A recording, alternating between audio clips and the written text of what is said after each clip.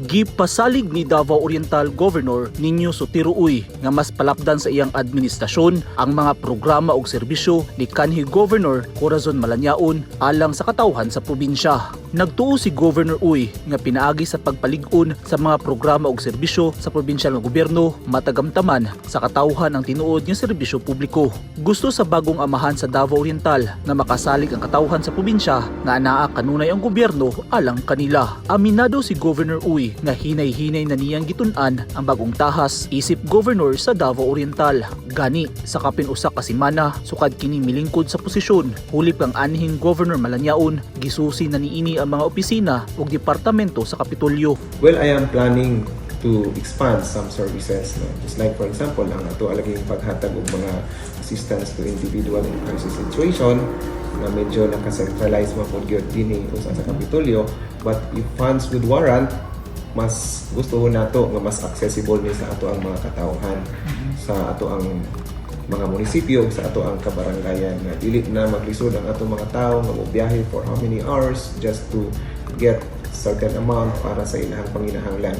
But again, ato ning tan-awon as we go along. Plano sab sa administrasyon ni Governor Uy nga matubag ang ubang panginahanglanon sa katawhan sa probinsya sama sa paghatag og dugang nga panginabuhian sa katawhan nga dakong tabang aron mapalambo pa ang ekonomiya sa probinsya.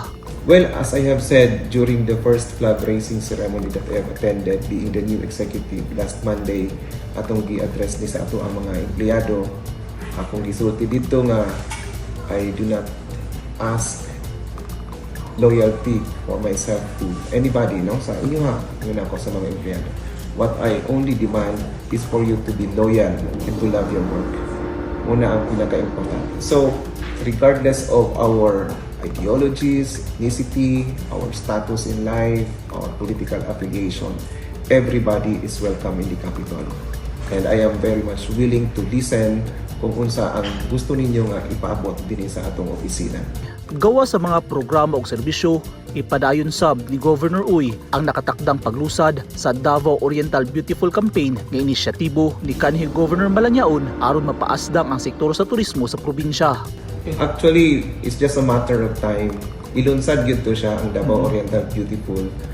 Ato lang gi human-human ang mga improvements and other renovations sa ato ang mga eco parks. And I have already scheduled maybe next week with our tourism employees, no, with our other technical assistants, no, and other stakeholders para atong masayran kung unsa gyud ang status na ni ani.